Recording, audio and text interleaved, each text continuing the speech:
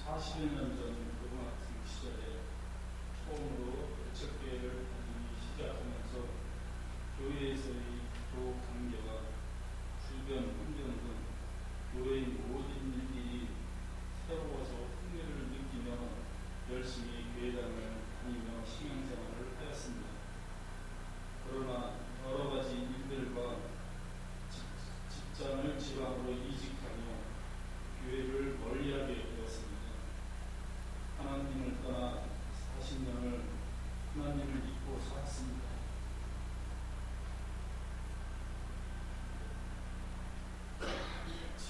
지금은 그때 제가 하나님을 영접하는 그 결정하지 않았습니다. 40년 동안 하나님을 잊고 살면서 고난도 많았습니다. 심지어 이것이 바다인가 싶을 만큼 암란 시도 지냈습니다. 항상 마음 한켠에는 세상을 치아할 수 없어 나난 마음으로 살아가고 있을 때도 생각나는 성경 구절이 있었습니다. 마태복음 7장 28절 수고하고 무거워진 자들아 다 내게로 오라 내가 너희를 쉬게 하리라.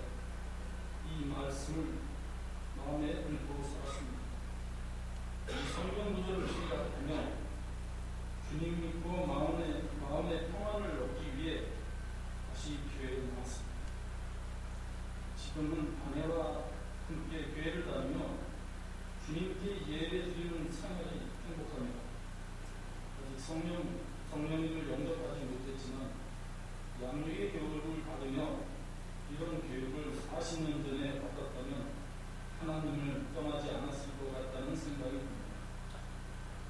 이제 그동안의 세상의 모든 것들을 하나씩 다 벗고 회개하여 하나님의 말씀을 따르며 성령님을 영접하여 하나님의 자녀로서 기쁜 마음으로 하나님을 섬기며 살고 싶습니다. 요한복음 6장 2절 영접하는 자 곧 그 이름을 믿는 자들에게는 하나님의 자녀가 되는 권세를 주셨습니다. 아멘. 하나님께서 자녀가 될 수 있는 기회를 다시 주신 것에 감사드립니다. 또 이 교육을 주관하신 주님께 감사드리고 말씀을 전해주신 사모님께 감사드립니다. 그리고 함께 양육의 교육을 받은 대정열 권사님, 김지은 집사님, 김진준 집사님 모두가 주님의 은총으로 축복받고 천국 가는 그날까지 승리하는 삶을 사시길 기원합니다. 감사합니다. 네, 감사합니다. 우리 주보에 있는 말씀 한 번만 같이 읽겠습니다. 가운데 펴시면 사사기 16장 28절부터 시작. 사사기 16장 28절 하나님이여 구하옵나니 이번만 나를 강하게 하사 나의 두 눈을 뺀 블레셋 사람에게 원수를 단번에 갖게 하옵소서. 스가랴 4장 6절 만군의 여호와께서 말씀하시되 이는 힘으로 되지 아니하며 능력으로 되지 아니하고 오직 나의 영으로 되느니라. 에베소서 5장 18절 술 취하지 말라. 이는 방탕한 것이니 오직 성령으로 충만함을 받으라. 사도행전 1장 8절 오직 성령이 너희에게 임하시면 너희가 권능을 받고 예루살렘과 온 유대와 사마리아와 땅끝까지 이르러 내 증인이 되리라 하시니라. 빌립보서 3장 3절 하나님의 성령으로 봉사 그리스도 예수를 자랑하고 육체를 신뢰하지 아니하는 우리가 곧 할례파라. 아멘. 가까이 계신 분 교제하십니다. 오늘도 참으로 좋은 날입니다. 오늘도 참으로 좋은 날입니다. 아멘. 한 번 더 잘 되고 있습니다. 잘 되고 있습니다.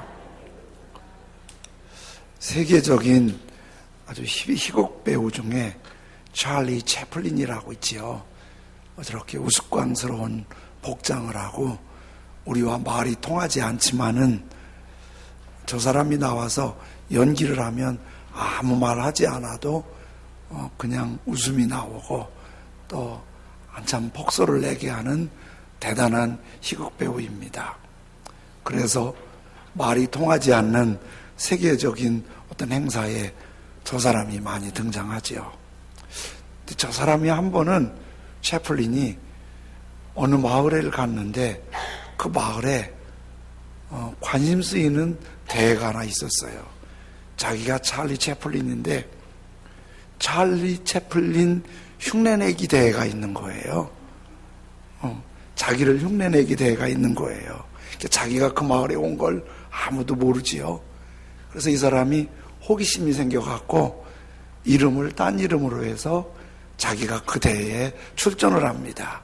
진짜가 흉내내기 대회에 출전을 했어요.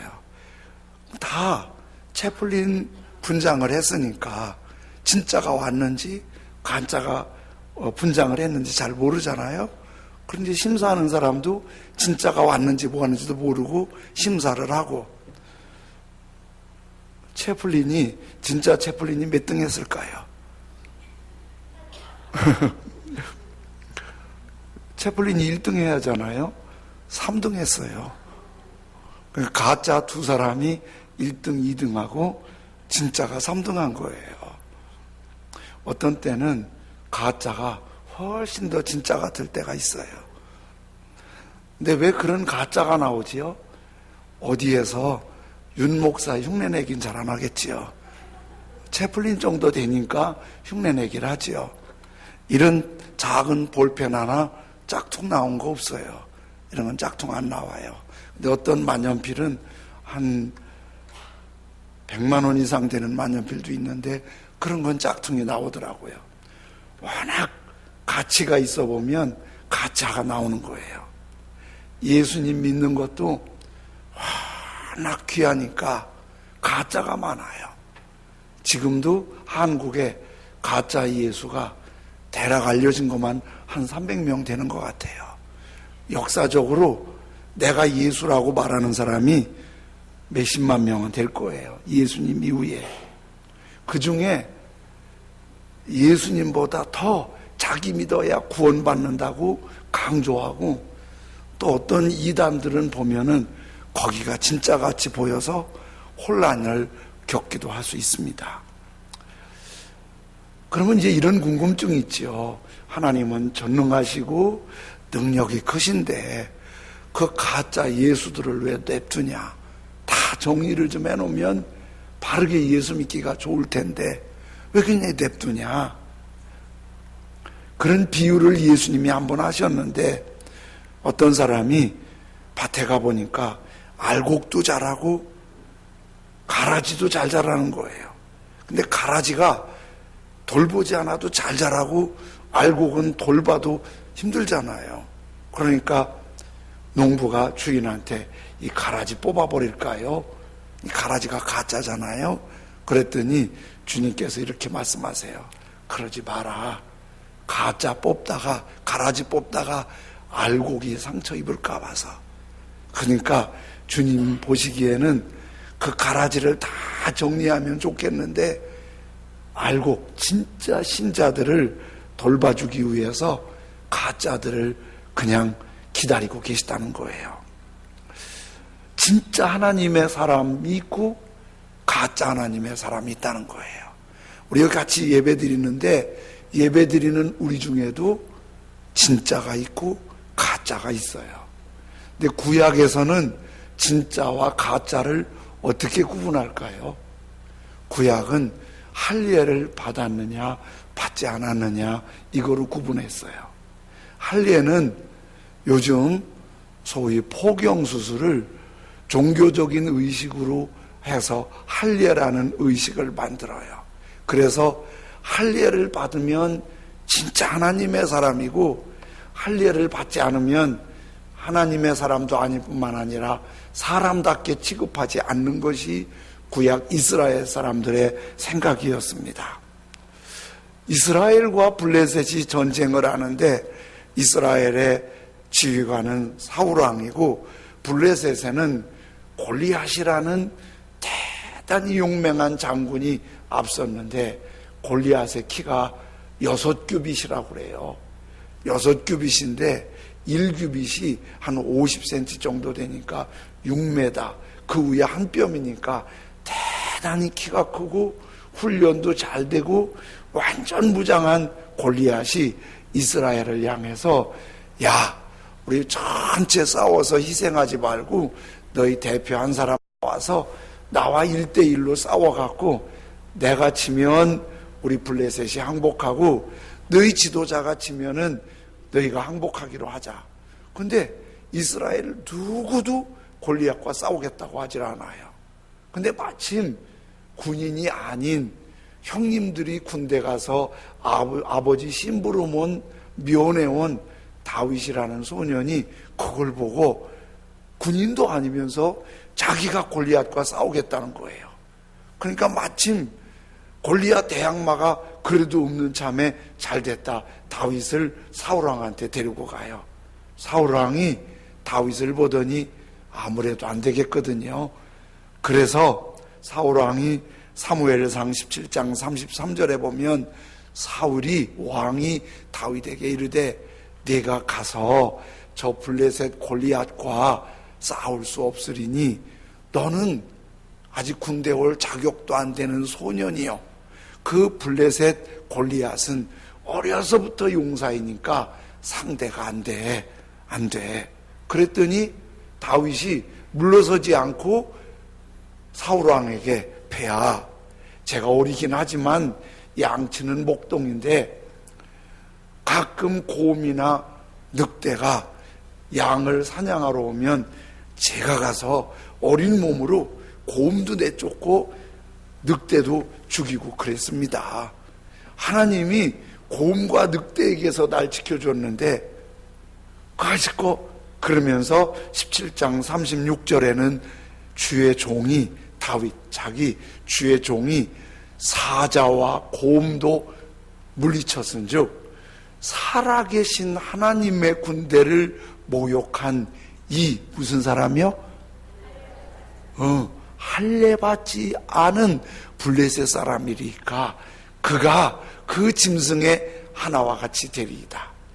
그러니까 보통 볼 때 골리앗이 워낙 크고 힘있고 훈련되고 무장이 잘 돼서 벌벌벌 떠는데 다윗 안에는 저 사람은 할례받지 않은 하나님의 사람이 아니야.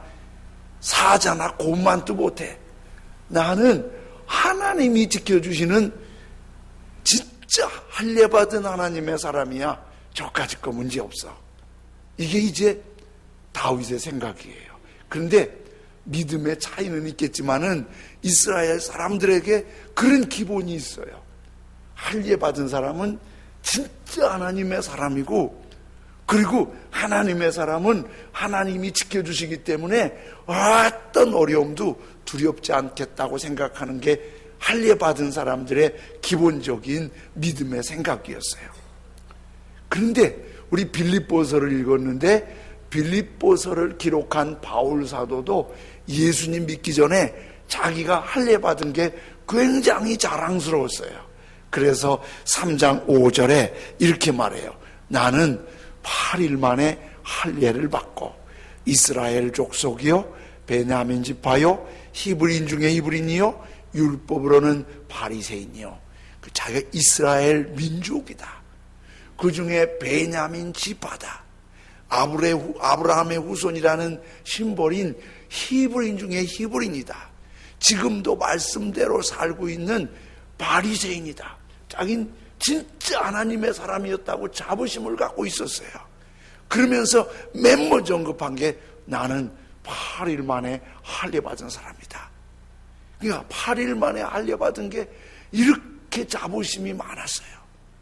간혹 기회를 놓쳐서 할례를 20대에 30대 40대에 받는 사람도 있는데 그건 오리지널 하나님의 백성이 아니에요. 그건 짝퉁이에요. 진짜 하나님의 백성은 8일 만에 아주 할례를 받아야 되는데 자기 그런 사람이라고 아주 자부심이 대단한 거예요. 그렇게 말을 하는데 그 전에 저 말을 하는 그 전에 바울이 진짜 믿음을 얘기하는데 오늘 성경 3장 3절에 이렇게 말해요. 하나님의 성령으로 봉사하며 그리스도 예수로 자랑하고 육체를 신뢰하지 아니하는 우리가 곧 무슨 파라? 할례파라. 근데 밑에 빨간 글씨는 현대인의 번역 성경인데요, 하나님의 성령으로 예배하고 그리스도 예수님을 자랑하며 육적인 것을 신뢰하지 않은 우리가 뭐라? 그게 할례파는 할례파인데 참이 들었다는 말이 진짜잖아요. 그러면 8일 만에 할례 받고 이스라엘 족속이요, 베냐민 지파요, 그리고 히브리인 중에 히브리인이라도 그게 진짜 하나님의 사람이 아니고, 진짜 하나님의, 참 진짜 할례파 하나님의 사람은 누구냐? 하나님의 성령으로 봉사하고, 이게 진짜 하나님의 사람인 거예요. 그 앞에 3장 2절에는 현대인의 성경에 이렇게 써요. 포피를 베어 할례한 것을 자랑하며 악을 행하는 개 같은 자들을 주의하십시오. 그렇게 했는데, 여기 포피를 베어, 우리가 개 같다고 그러면은 욕하는 거잖아요. 그런데 이스라엘은 우리보다 더 개 같다는 개념이 나쁜 개념이에요. 왜냐하면 이스라엘에선 개가 부정한 짐승이니까, 이 개 같은 자식, 그러면 아주 무시하는 거예요. 그런데 그 위에 개 같은 자식이 어떤 자식이냐면 할례 받지 않은 사람이에요. 근데 저 번역 성경이 포피를 베어 할례한 것을 자랑하며, 이거를 우리 성경에는 그 2절에 그랬어요. 개들을 삼가고 행악하는 자들을 삼가고 몸을 상해하는 일을 삼가고, 몸을 상해하는 일을 삼가라고 그랬는데, 요 앞에 있었던 개역 성경에는 이렇게 말해요. 손할례당을 조심하고. 손할례당이 뭐냐면 손자가 상처낼 손이에요. 상처낼 손이에요. 여러분, 할례 받은 거 자랑할 수 있어요, 없어요? 아니, 나 할례 받았다고 고추 내놓고 다닐 수 없잖아요. 나 할례 받았다 그리고 자랑할 수 없잖아요. 그래서 가끔 할례 받은 걸 자랑하고 싶은 사람들이 어디에다가 흉터를 내갖고 할례 받, 이게 손할례당이에요. 할례 받은 걸 한 10몇 년 전에 그 외국인 불법 체류자들이 돈 벌러 왔는데, 그 중에 아프리카 사람들이 캐왔었는데요, 아프리카 가나 사람들이 우리 교회 와서 추석 축제를 한번 했어요. 아주 새까만 사람들이 가득해서 했어요, 교회에서. 그런데 아프리카 사람 중에서 가나 사람들만 특별한 게 하나 있는데, 여기가 쪽재지게 흉터가 있어요. 그래서 제가 그걸 보고, 저 사람들은 다 아프리카 가나 사람은 다 이거 째져 있어요. 제 사람들은 낳을 때부터 찢겨 나오나 보다, 그렇게 생각했어요. 그때가 한 사람한테 물어봤어요. 이 흉터가 왜 생겼냐 그랬더니, 그게 아프리카 가나 사람의 자존심이에요. 그래서 태어나면 할례 행하듯 여기를 일부러 찢어요. 그리고 그것이 아주 우리 가나 사람이라는, 가나족이라는 자랑스러움이 있어요. 그거 왜 그렇게 찢나 몰라요? 그 풍습이 그런 거예요. 이게 손할례당이 약간 그런 거예요. 그러니까 자랑할 수 없으니까 흉터라도 갖고 다니면서 흉터 보고, 오, 할례파구먼, 할례파구먼, 이렇게 된 거예요. 그런데 바울 사도가 예수님을 믿고 하나님의 말씀을 깨닫고 보니까 할례파가 진짜 하나님의 백성이 아니에요. 구약에도 할례 받았다고 그게 진짜 하나님의 백성이 아니에요. 그러면 뭐가 진짜 하나님의 백성이냐? 로마서 2장 28절 29절에 이걸 설명해 줘요. 대저 표면적 유대인이 아니요. 그러니까 할례 받았다고 유대인이 아니요. 표면적 육신의 할례가 아니요. 그러니까 뭐 흉터를 내고 복용 수술을 하고 종교의식을 하고 그러면 그게 하나님의 백성이 아니라는 거예요. 뭐가 하나님의 백성이냐? 오직 이면적 유대인이 유대인이요, 보이지 않는 내면의 하나님의 백성이 진짜 하나님의 백성이고, 할례는 어디에 할지니? 할례는 마음에 하라는 거예요. 그러니까 몸에 하나님의 백성의 표를 갖고 있으면서 하나님의 백성답게 살지 않으면 하나님의 백성이 아니에요. 하나님의 백성의 하나님은 외모를 보시지 않고 중심을 보시니까 이 중심에 하나님 앞에 이게 할례 받을 때 잘라내듯이 버릴 걸 버리고 하나님의 백성답게 사는 게 이게 진짜 하나님의 백성이니까 할례는 마음에 알지니 영에 있고 의문에 있지 아니한 것이라. 그 칭찬이 사람에게서가 아니요 다만 하나님에게서니라. 여러분, 이 말에서 사람에게 칭찬받지 말라는 말 아니에요. 본질이 하나님께 칭찬받아야 진짜 하나님의 백성이고 하나님의 은혜와 보호로 다윗처럼 성공할 수 있다, 이런 말씀을 주시는 줄로 믿습니다. 그래서 이제 그러면 표면적 아니고 이면적 마음의 할례가 진짜 하나님의 백성인데, 마음의 할례는 뭐냐? 3절을 다시 보면 하나님의 성령으로 봉사하며. 그런데 이 빌립보 교회는 바울 사도가 2차 전도 여행하면서 교회를 세우고 그 빌립보 교회에 예수님을 믿으면 예수님이 길이요 진리요 생명이기 때문에 구원받고 영생을 얻고 천국 간다고 예수 중심의 믿음을 가르쳤는데, 빌립보에서도 율법적인 유대인들이 있었어요. 이 사람들이 예수님 믿어도 율법 지켜야 된다, 예수님 믿어도 할례 받아야 된다, 이런 가르치는 사람들이 있었던 거예요. 예수님만 믿는다고 되냐? 할례도 받고 율법도 지켜야지.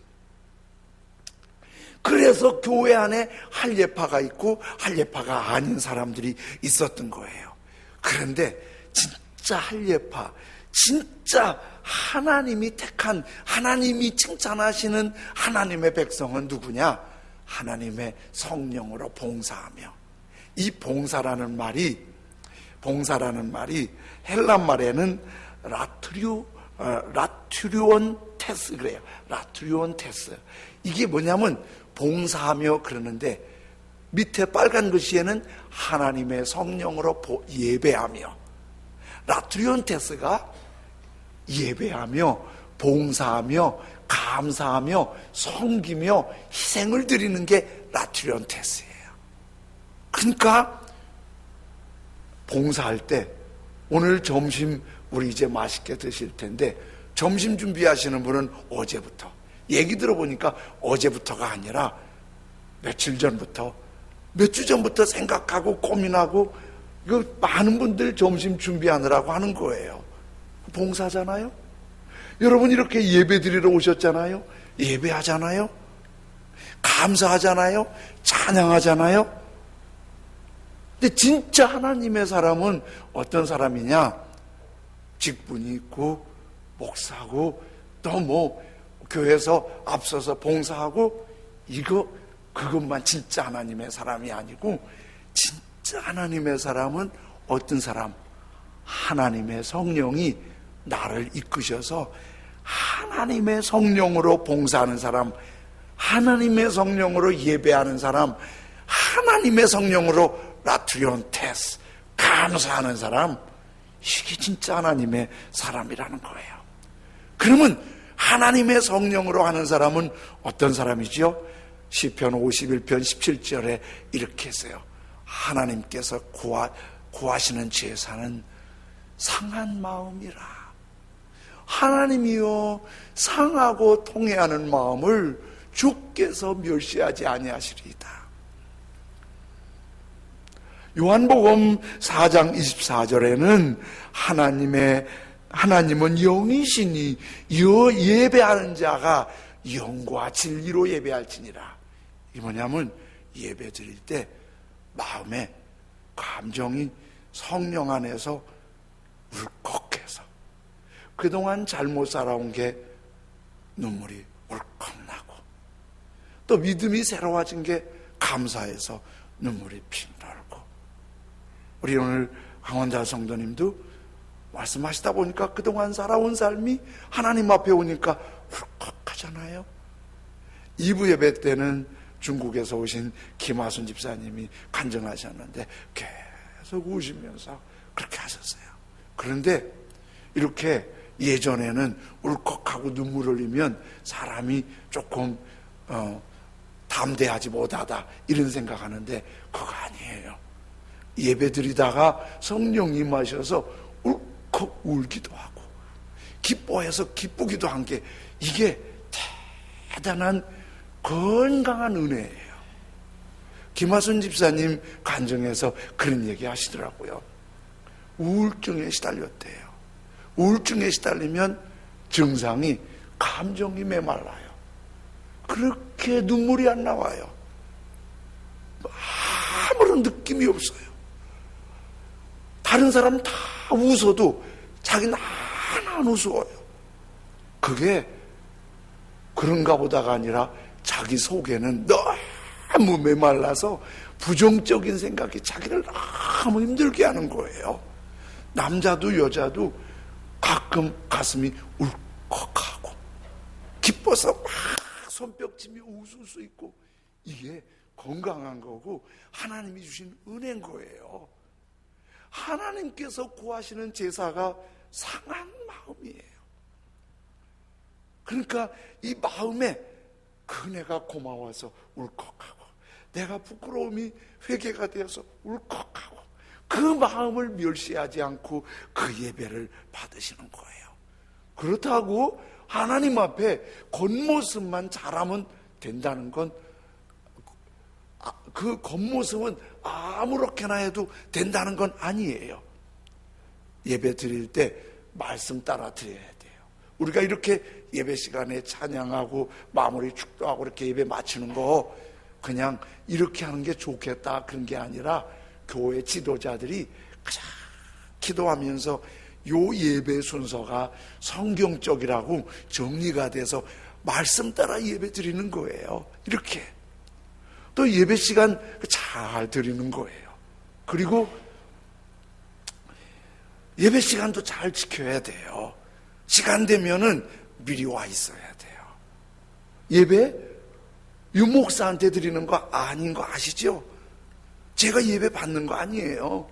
저도 여러분과 앞에서 이렇게 사역을 하지만 하나님을 예배하는 예배자예요. 그러니까 하나님 앞에 예배 드리는데 예배 시간을 하나님께 정했으면 하나님이 받으시는 거잖아요. 하나님이 예배 받으시려고 오셨는데 우리가 늦게 오면 예의가 아니잖아요. 그렇지요? 그리고 예배 주일 낮에도 드리시지만요, 저녁에도, 주일 오후에도, 새벽에도, 수요일에도, 금요일에도 예배 잘 드려야 돼요. 장로님, 권사님, 안수집사님들 임직 하실 때 예배 잘 드리겠다고 서약들 했잖아요. 하나님 앞에 한 거잖아요. 집사님들 임명받을 때 다 그렇게 서약하잖아요. 그렇게 기도하고 시작하잖아요. 그거 잘해야 돼요. 그런데 그렇게 또 하기만 하고 이 속에 하나님의 성령으로 예배하지 않으면 그 예배가 진짜 하나님의 백성의 예배가 아니라는 거예요. 체코슬로바키아가 한때 공산주의로 힘들었지요. 체코슬로바키아의 공산주의로 힘들었을 때 요셉 케이보라는 사람이 그 나라에 꽤 알려진 사람인데 이 사람이 자랄 때 아버지는 철저한 공산주의자였어요. 아버지가 학교 다니면서 공산주의 강의하고 다녔어요. 근데 어머니는 철저한 크리스찬이에요. 그런데 요셉 케이보가 어머니 영향을 받아서 크리스찬이 됐어요. 자기 마을에 교회가 없으니까 프라하에 있는 교회까지 기차 타고 3시간 예배 드리러 가요. 새벽부터. 오전 예배 2시간 반 예배 드리고 그리고 잠깐 그땐 점심도 안 주지요. 도시락 싸온 거 공원 가서 밥 먹고 점심 먹고 다시 오면 오후 예배 2시간 반 예배 드리고 그리고 3시간 또 기차 타고 집에 가는 거예요. 그렇게 어려워도 어렵다고 생각하지 않고 주님 앞에 예배 드리는 거예요. 그렇게 수고롭게 예배드리지만은 수고는 있는데 하나님의 성령으로 예배하지 않으면 진짜가 아니라는 거예요. 진짜는 성령이 보이지 않지만 내 안에서 나를 움직여 주시는 거예요. 뭐 특별한 반응이 있어서가 아니라 오늘 우리 강원달 성도님이 이렇게 와서 믿음을 고백하는 거 성령님이 해주신 거예요. 여러분이 교회 나오고 싶은 마음도 성령님이 그런 마음을 주신 거예요. 그렇게 인도를 받은 거예요. 그러면서 우리 안에는 예배드리는 기쁨이 있고 감사가 있고 삶의 새로움이 있는 거예요. 예배가 있고 감사가 있는 거예요. 세브란스 병원에서 원목실에서 사역하는 김봉남 전도사님, 그분의 얘기가 국민일보에 한번 올랐더라고요. 이분이 이제 원목실에 일하는 전도사님이니까 환자들 다니면서 상담하고 얘기하면서 또 복음 전하고 그러잖아요. 이분의 얘기 중에 이런 얘기가 올라왔어요. 한 번은 감전사고로 양쪽 팔을 잃어버린 한 환자가 다 절단 수술을 하고 팔 없이 재활 치료를 받고 있는 거예요. 옆에서 말동 못해서 이 얘기 저 얘기 하는데 그분이 한 얘기를 글에 올렸어요.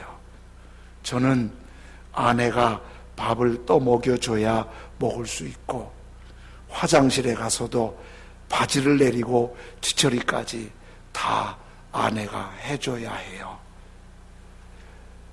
그런데 저는 그런 아내를 안아줄 수 없는 몸이 됐어요.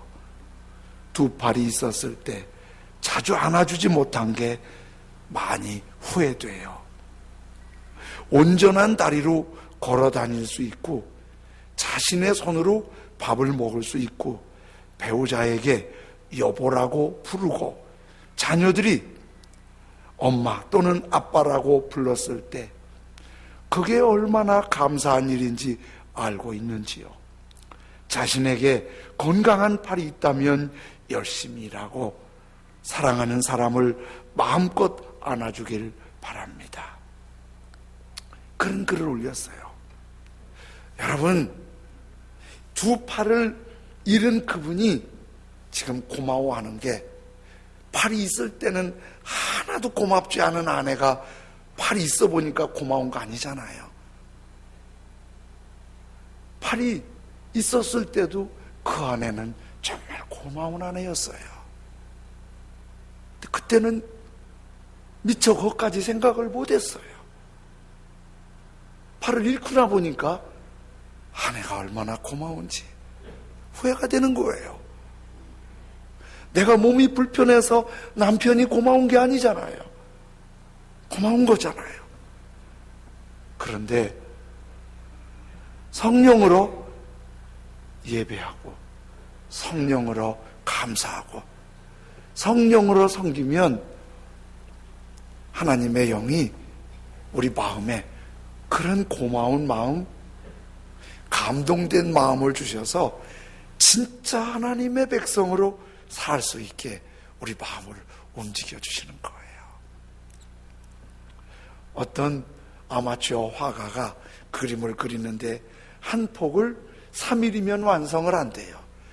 그래서 화가니까 갖다 팔려고 했는데 3년이 지나도 자기 그림을 거들떠보지 않는 거예요.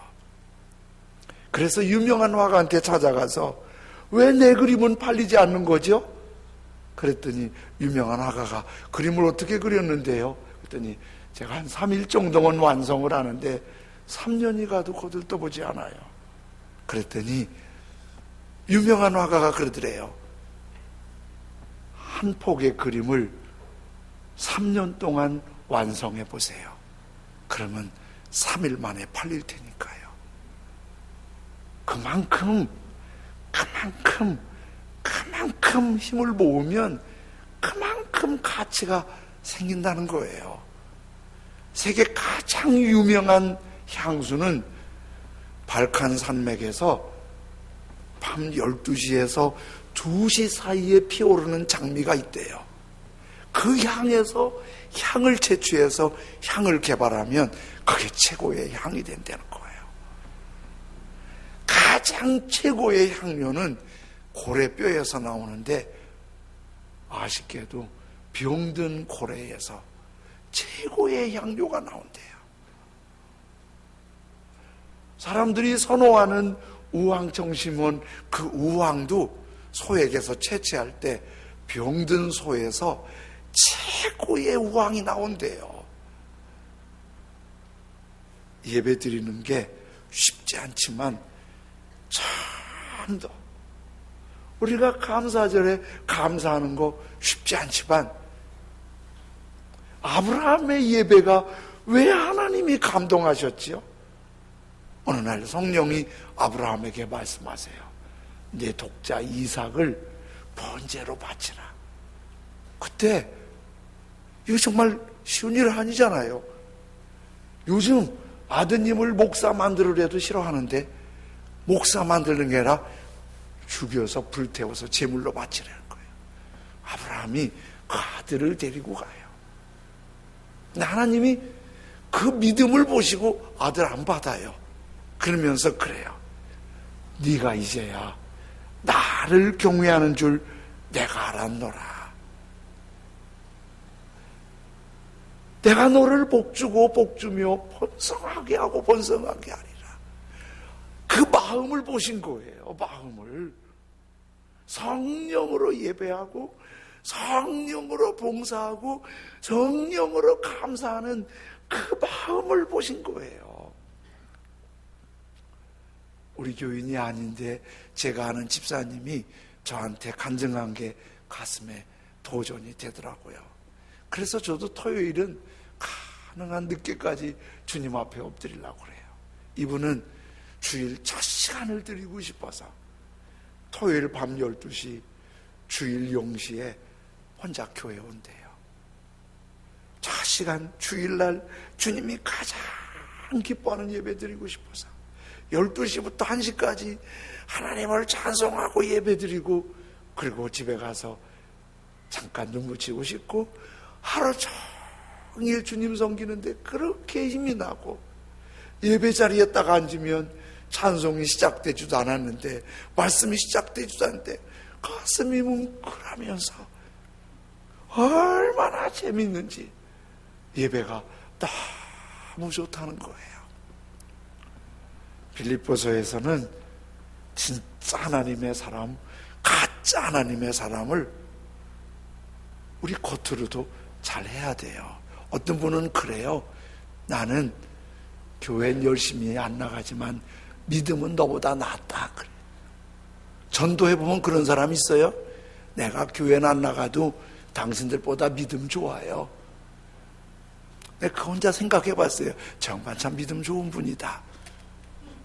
그런데요, 내가 그 얘기를 듣다가 이런 이해를 한번 생각해봤어요. 남자분들 계신데 남자분들이 딴 집에 가서 딴 여자 끌어안고 누워서 집에 아내한테 전화해서 여보 내가 지금 딴 여자하고 누워있는데 내 마음 다 당신한테 가 있는 거 알지? 그러면 마누라가 알아 놀다 와. 그런 마누라가 있겠냐고요. 그런 마누라가 있겠냐고요.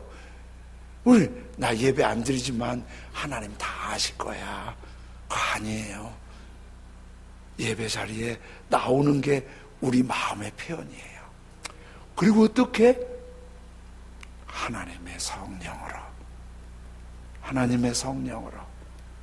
성령의 나를 이끄심이 사람마다 차이가 있지만 교회가 가고 싶고 예배가 드리고 싶고 감사가 하고 싶고 찬양이 하고 싶고 섬기고 싶고 성령이 그런 마음 주시고 그런 마음으로 신앙생활할 때 그게 진짜 하나님의 백성입니다.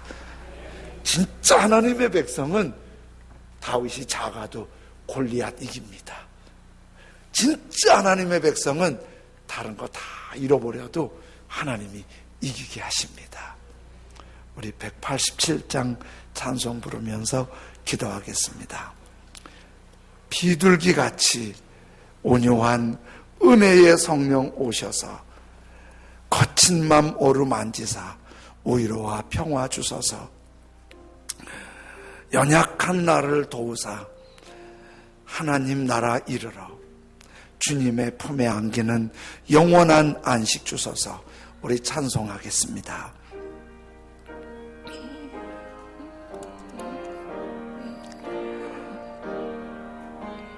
비둘기같이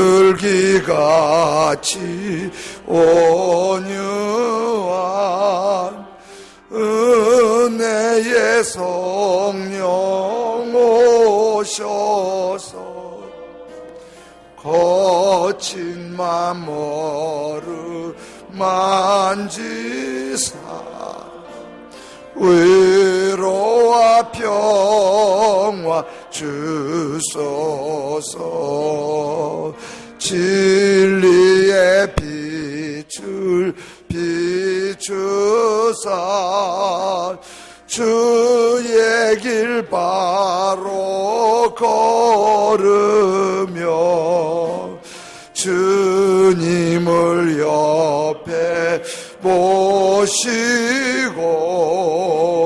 경건히 살게 하소서.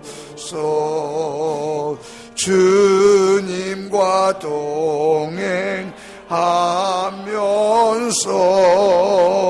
거룩한 길로 행하며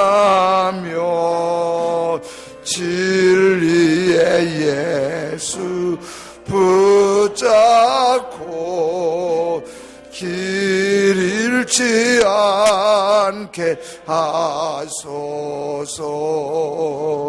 연약한 나를 도우사 하나님 이르러 주님의 품에 안기는 영원한 안식 주소. 여러분, 우리가 모두 진짜 하나님의 사람이길 원합니다.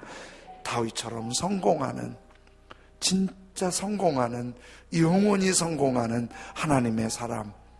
겉모습도 품위가 있어야지만 진짜 하나님의 사람은 이면적 하나님의 사람, 마음에 할례한 사람입니다. 그 사람은 성령으로 예배하고 감사하고 섬기고 봉사하는 사람입니다. 주님, 성령이여 오늘도 내게 보이지 않지만 임하여 주옵소서.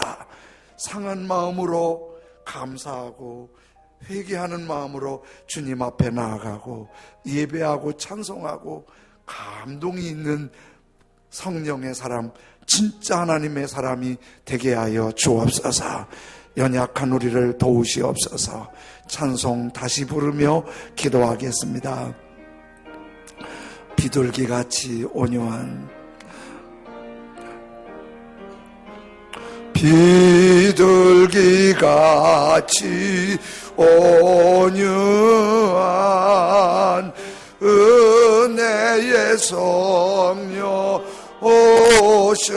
오셔서 거친 맘 오르만지사 위로와 평화 주소서.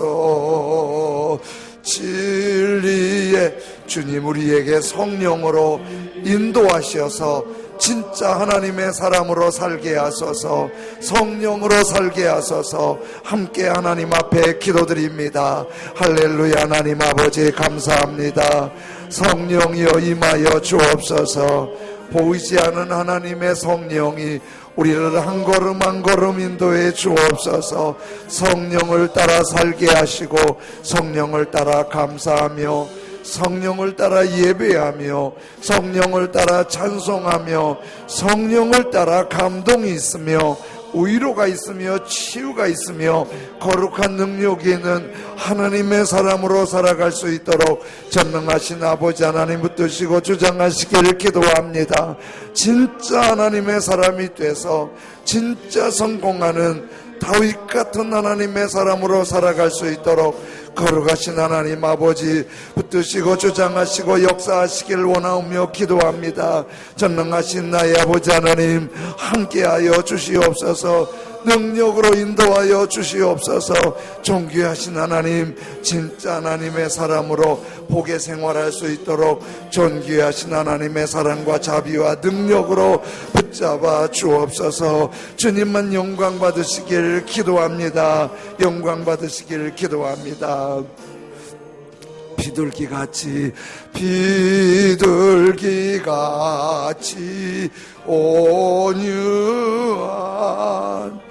은혜의 성령 오셔 거친 맘모르 만지사 위로와 평화 주 비둘기같이 온유한 비둘기같이 온유한 은혜의 성령 오셔서 거친 맘모르 만지사 위로와 평화 주소서. 주님, 우리 모든 마음이 거칠지만은 성령, 하나님의 성령으로 예배 자리에 나오면 하나님이 기뻐하시는 진짜 할례파 하나님의 백성인 줄로 믿습니다. 우리가 이렇게 하나님의 백성으로 세움받은 걸 감사합니다. 오늘도 성령이여 우리 가운데 임하여 주옵소서. 충만하게 임하여 주옵소서. 성령으로 예배드리고 성령으로 감사하고 성령으로 찬송하고 성령으로 섬기며 진짜 하나님의 사람으로 하나님의 보호 아래 다윗처럼 영원히 성공하도록 은혜 베풀어 주옵소서. 감사함으로 헌금 드릴 때 하나님의 기쁨이 되기를 원합니다. 예수님의 이름으로 기도드립니다. 아멘.